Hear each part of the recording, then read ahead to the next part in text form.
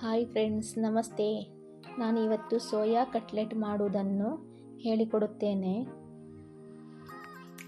100 gram ಸೋಯಾವನ್ನು ತೆಗೆದುಕೊಂಡಿದ್ದೇನೆ. ಬಿಸಿ ನೀರನ್ನು ತೆಗೆದುಕೊಂಡಿದ್ದೇನೆ. ಬಿಸಿ ನೀರಿಗೆ ಅರ್ಧ ಟೀ ಸ್ಪೂನ್ ಅರಿಶಿನ ಹಾಕಿ ಸೋಯಾವನ್ನು ಹಾಕಬೇಕು.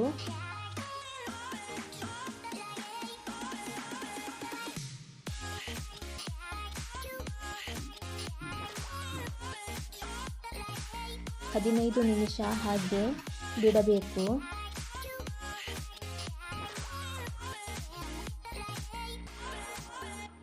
ಈಗ ಸೋಯಾವನ್ನು ಒಂದು ಬೌಲಲ್ಲಿ ತೆಗೆದುಕೊಳ್ಳುವ.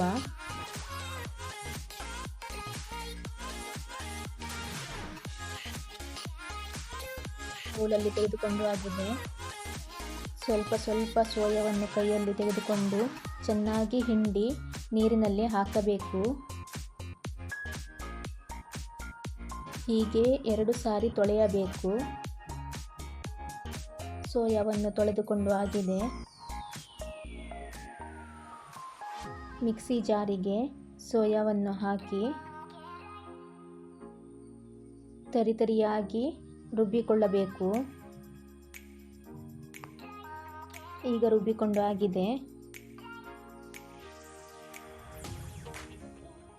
ಬೌಲಲ್ಲಿ ರುಬ್ಬಿಕೊಂಡ ಸೋಯಾ ಮಿಶ್ರಣವನ್ನು ಹಾಕಿ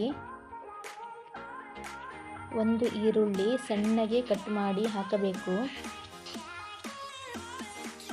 1 ಬಾಯ್ಲ್ ಮಾಡಿದ ಆಲೂಗಡ್ಡೆಯನ್ನು ಗ್ರೇಟ್ ಮಾಡಿ ಹಾಕಬೇಕು.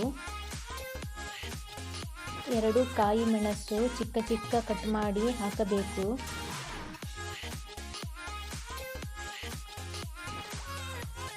2 ಟೀ ಸ್ಪೂನ್ ಶುಂಠಿ ಬೆಳ್ಳುಳ್ಳಿ ಪೇಸ್ಟ್ ಹಾಕಬೇಕು.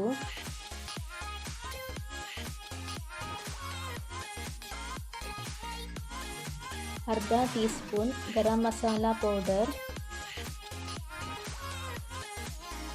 1/4 ಟೀ ಸ್ಪೂನ್ ಅರಿಶಿನ ಪೌಡರ್, ಅರ್ಧ ಟೀ ಸ್ಪೂನ್ ಜೀರಿಗೆ ಪೌಡರ್, ಅರ್ಧ ಟೀ ಸ್ಪೂನ್ ಧನಿಯಾ ಪೌಡರ್,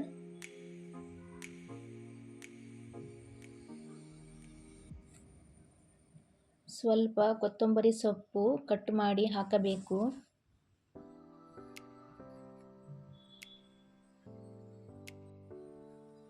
ಸ್ವಲ್ಪ ಇಂಗು ಪೌಡರ್ ಹಾಕಬೇಕು.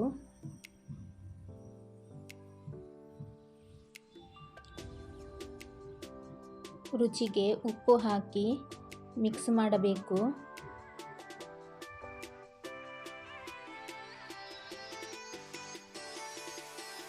ಈಗ ಚೆನ್ನಾಗಿ ಮಿಕ್ಸ್ ಮಾಡಿ ಆಗಿದೆ. ಒಂದು ಪ್ಲೇಟಲ್ಲಿ 2 ಸ್ಪೂನ್ ಬಾಂಬೆ ರವೆ, 2 ಸ್ಪೂನ್ ಕಾರ್ನ್ಫ್ಲೋರ್, ಅರ್ಧ teaspoon red chilli powder, ಚಿಟಿಕೆಯಷ್ಟು ಉಪ್ಪು ಹಾಕಿ ಮಿಕ್ಸ್ ಮಾಡಬೇಕು.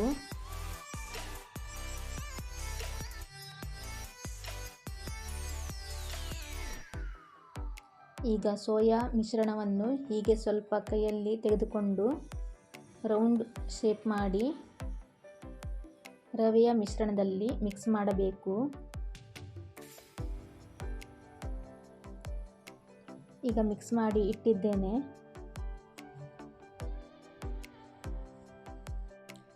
ತವಾವನ್ನು ಬಿಸಿ ಮಾಡಲಿಕ್ಕೆ ಇಟ್ಟಿದ್ದೇನೆ.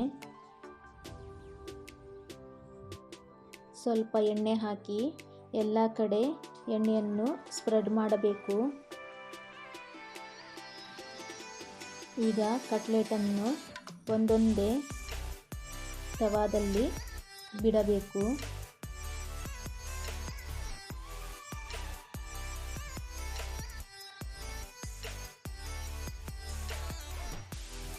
ಸಣ್ಣ ಉರಿಯಲ್ಲಿ ಫ್ರೈ ಮಾಡಬೇಕು.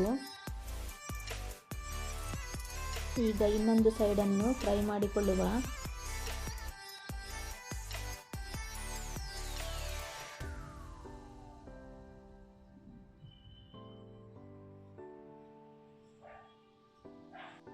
ಹೀಗೆ ಸಣ್ಣ ಉರಿಯಲ್ಲಿ ಫ್ರೈ ಮಾಡಿಕೊಳ್ಳಬೇಕು. ರುಚಿಯಾದ ಟೇಸ್ಟಿಯಾದ ಸೋಯಾ ಕಟ್ಲೆಟ್ ರೆಡಿಯಾಗಿದೆ. ಈ ವಿಡಿಯೋ ನೋಡಿದ್ದಕ್ಕೆ ಧನ್ಯವಾದಗಳು.